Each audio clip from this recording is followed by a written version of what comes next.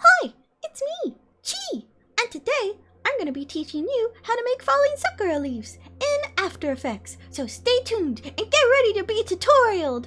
So, first things first, you're going to want to get some files. First of all, you're going to want a file that has the little cherry blossom leaf or a leaf of your choice. What you want to do is we want to make a new composition, so just right click onto this little empty space, new composition.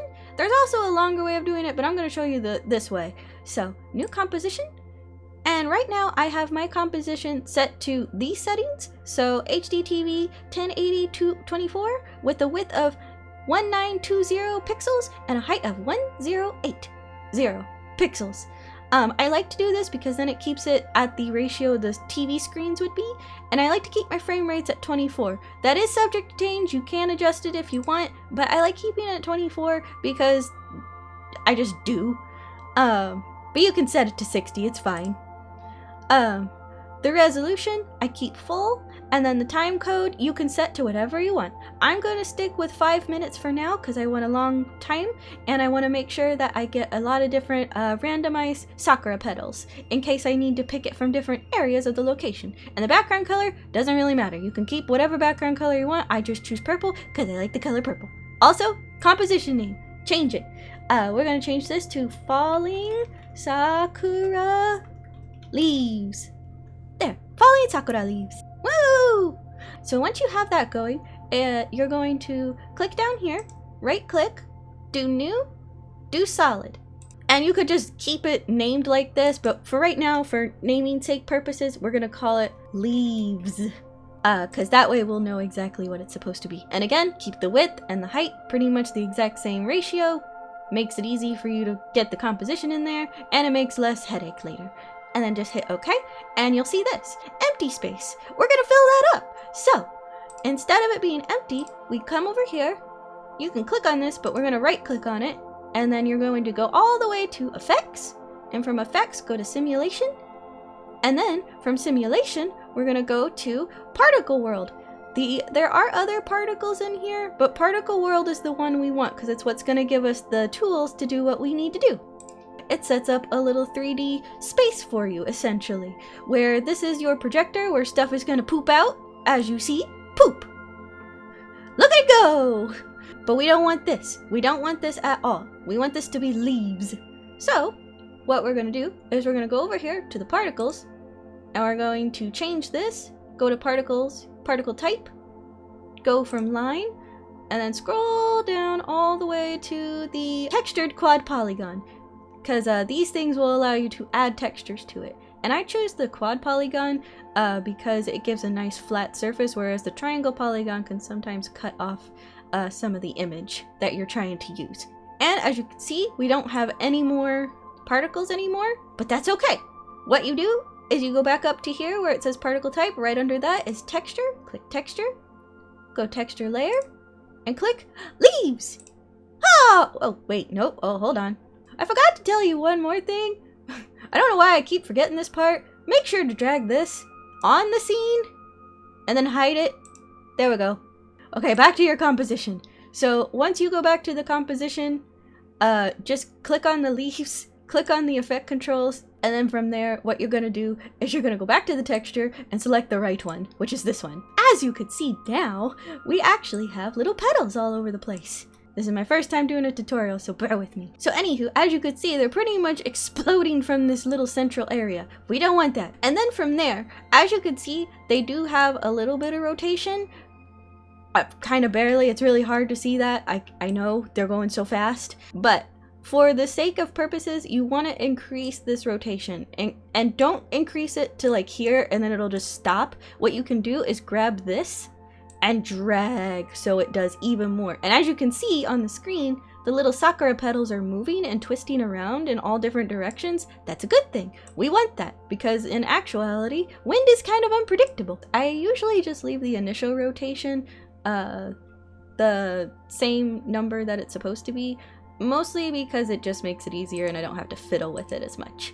Okay, So, and make sure that your rotation axis says any axis. If it only says like x-axis, y-axis, or z-axis, it's not going to look as natural because it's not blowing in all different directions, because the wind isn't only blowing in one specific direction and that's what's going to happen. In this case, your images are going to be blown by a bunch of different directions and not just one.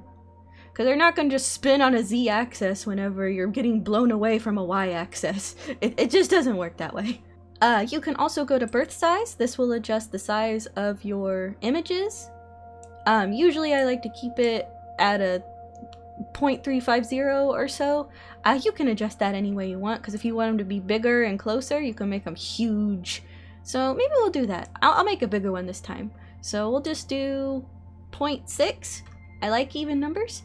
And the depth size can also change, so you can make it small for the depth size, but I want to keep it kind of close. I mean, there is some different sizes, but I just feel like if you go too drastic, it's not gonna look right. Because this type of particle effect is best if you overlay it with certain parts.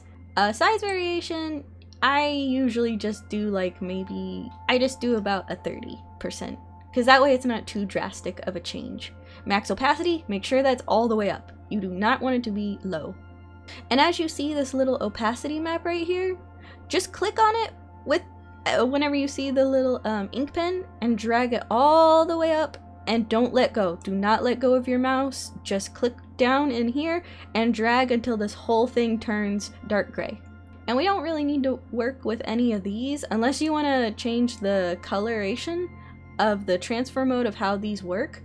I usually, for this type of thing, I would leave it composite because it's not like water, liquid, or anything like that, so you really don't want it to be see-through in this situation. Because you can always adjust the opacity of the whole thing if you want to have some slight opacity to it. So after we did the particles, we're going to go over to the birth rate. And the birth rate allows us to do more Sakura leaves. As you can see, if I keep on increasing it, it adds a whole bunch of them. Look at all those! So I think we're going to go with that. You can go with as little or as much as you want. And I want to do a bunch, so we're just going to do... yeah, that number. That number looks good. And then from there, we're going to go to the longevity. And we're going to increase that as well, because we want this to be as... quite a bit long, just in case, because we want to make sure that it keeps going for a while. And then we just close that, and then we're going to go to producer. And then this is where the fun part is. You see this little red thing? Yeah, that's where your producer is. So you can position it in X, Y, hello, and Z. And Z will make it come closer and further. And there it goes. For this sake, we're only going to be doing it right here. I want it coming from the top corner down. So what I'm going to do is I'm going to adjust the position, and I'm going to keep it kind of close. So we're going to adjust the Z-axis to about a negative 0.28. For you, you can play around with it and get the settings you want, because this is actually up to you on how you want your Sakura leaves to look. And then from here, you can adjust the radius of the producer up here. So as you can see, the Sakura leaves are getting further and further, and now it looks like they're raining down. And you can adjust the radius of this, meaning it's bigger. Like the little ball part gets a little bit bigger.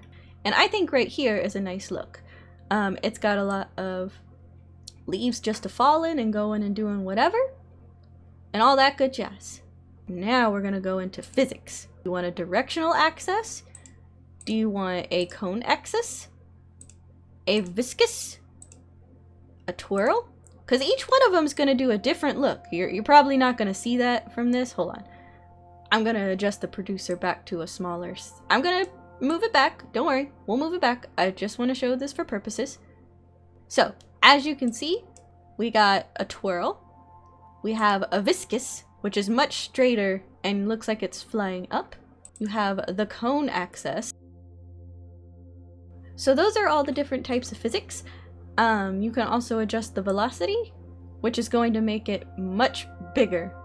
Like, as you saw, there is a lot more stuff going and falling and exploding all over the place. But for right now, we're just going to be using the explosive, because that's just easier. And then you see that it's fallen and doing all that thing. We're gonna increase the velocity. We're gonna take some gravity away, because I want it to have a nice floaty feel. So the least amount of gravity will give us that float feel through the air. So what I like to do is make that about a 0.2. That way we can have it like that. And what I'm gonna do is I'm gonna position my particle, or my producer, up out of the way. Now it looks like there's a bunch of particles just flying through the air. And we're also gonna position it a little bit away, because I do not want the producer to kind of be in the, get in the way and have a whole bunch of Sakura leaves hitting me in the face. But if you want that, you can also add that. You can make it as close or as far away as you like. But for right now, I'm making it far away. And then from there, you can add some resistance, which I wouldn't recommend. It's best if you have the resistance going to 0, because then you don't have to worry about it getting scrunched up, because as you can see, resistance will scrunch it up a lot. There's a lot of particles going on right here. Like, it feels like it's jumbled there. So we're gonna go over to Birthrate and we're gonna adjust that a bit. Want a little bit less. There we go. And since we have it going like this, we have our, so whenever you get it to this point where it's like all nice and pretty and all your particles are basically falling through the sky, trust me, it's probably gonna go faster than how it looks right now on my screen, because there's a lot going on. Because particles do take up a lot of horsepower on your machine. So make sure that you have a decent graphics card and a decent CPU that can run your machine. Or if you're on a Mac, make sure of the same thing. What I like to do, since I don't want it to be faster than the speed of light, I want to go here, right click on this little bar, then you're gonna go to time and time stretch. And from here, since I have it set to like 24, I usually try to go to like 800 and see if it does anything. Because if you notice your particles go away, then you have it way too slow and it can't do anything. But 800 seems to be fine. And as you can see, they fall even slower. It looks really bad right now because it's rendering, and it's not really rendering. You can cache this out and it'll make it look a little bit better. Well, you can see it for a split second. For that split second that you saw it, that's pretty much how it's gonna look. So, since the time needs a little bit more adjusting, I like to time stretch it, and for what I did like 1,500 or 2,000. And since I have 5 minutes, it does take it a while. And it makes a nice slow fall for the screen. As you can see, it's a nice, slow, gentle fall of Sakura leaves. I have a lot of dead space here. I want to kind of position my my producer up and a little bit in the front, and we're also gonna adjust the birth rate just a smidgen. There we go. That way it's got a lot more going on up here too. Again, a lot of this type of particle effect is going to take some trial and error, so see what best works for you, because what works for me may not work for you. But I will be putting all of the settings that I have here in the description box below, so if you need help, kindly look down below. And at the end of the video, I'll make sure to put all the values for all of the different settings in the particle world effect.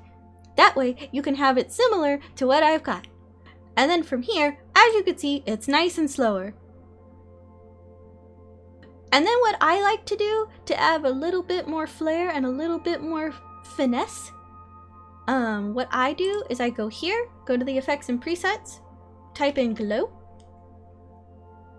and then drag that glow right onto it. And as you can see, it lit up a little bit. So what I do is I go down here, I go to none. That way there is no composite of the original. I keep this on add. I keep the original colors. I do triangle ABA because it's a nice gradual feel. The color phase I leave alone. The midpoint I also leave alone. And I change this because I want this to be a nice bright pink. And then I also change this one to another variation of pink. And then I leave this alone and just keep it at the color channels. And the threshold, you can adjust the threshold, but if you adjust it too much, it will make a little shadow area, and we don't want that. And And the glow intensity, I like to keep it at a 0.1. That way there's just a small bit of glow. And then you would just adjust the glow radius, the threshold if you want to. Keep this at color channels. And glow intensity you can adjust to this. And then composite you can do on top. That way you add the glow on top. And you also have the nice little fuzzy effect that's going on right here. But not too much, because if you do too much, it's going to look kind of weird. But this gives it that nice dreamy effect, as you see, with this nice little soft bit. And that's pretty much how you make the little particles. So, right now, I'm going to render this, and then we're going to put it into Premiere. Okay, now, if you want to know how to render this, basically, what you're going to do is you're going to go here, File, then you're going to go to Export, and then you're going to go to Add to Render Queue. You can do Add to Media Queue Encoder, but I like doing this. Just because half the time these don't take very long to render anyway. And as you see, it takes you to a whole new screen. What you want to do is click here to the lossless, and you'll have all these options right here. So, in this part, what you want to do is change this to QuickTime. There are tutorials on how to get QuickTime into your format if you're on a PC. If you're on a Mac, you don't really need to worry about it, but if you're on a PC, that you basically just have to download QuickTime. And that's how you get QuickTime as an option. But there's a lot of tutorials online for that already. And then from there, you would go to this little thing where it says channels, change the channels to RGB and plus alpha, because that way you have the colors and you have the alpha channel. That's very important. Make sure this says millions of colors plus, and then make sure this says pre-multiplied matted, because if it's not matted, it's not going to be working for you. It's going to have that purple background. And then, before you hit render, make sure this is clicked. Make sure to toggle your transparency off. It's gonna look really weird, but make sure to do that. So give me 1 second. Now that you have your Premiere Pro open, what you want to do is you want to import, and then whenever you import it, it's gonna be right here. What I'm gonna do is I'm going to have this image here, just drag and drop, and it'll make a new scene for you. For this though, you can add or make a scene yourself, and if you have a video, it's best to like just put the video in there, but for tutorial purposes I'm just using images. And then I'm just gonna drag this over here, and I'm gonna adjust the size of these real quick. There we go. So basically what it's gonna do is it's gonna go from this to the same thing apparently, because I forgot to change it. And since I don't want the little heart containers in there, I'm gonna zoom in and move up a little bit because I want to see that nice little rocky area. I like this. This is nice. I'm gonna adjust that a little bit so it's about even. I'm gonna put in a simple cross dissolve to kind of get that nice fade into it. How nice. And then what I'm gonna do is take my falling Sakura leaves, and we should be able to drag them in, and there you go! You have fallen leaves!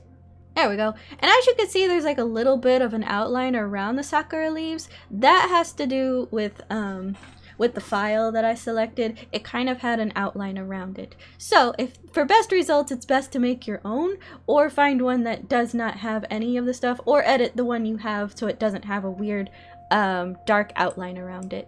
Because as you can see, it does have a little bit of that weirdness to it. But those are easy to hide.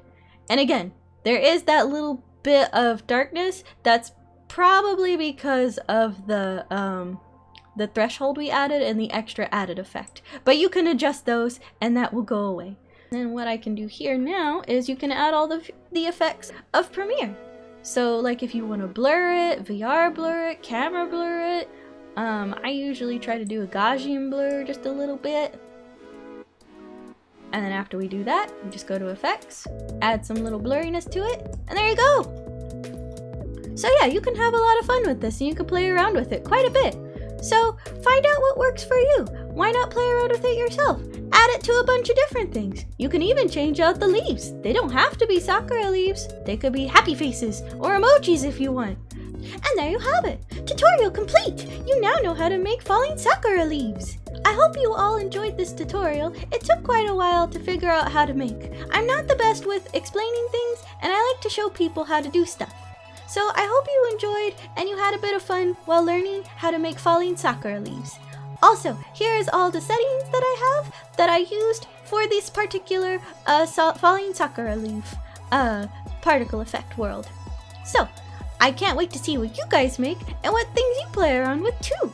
So anywho, thank you all so much for watching, and I will see you next time. Bye!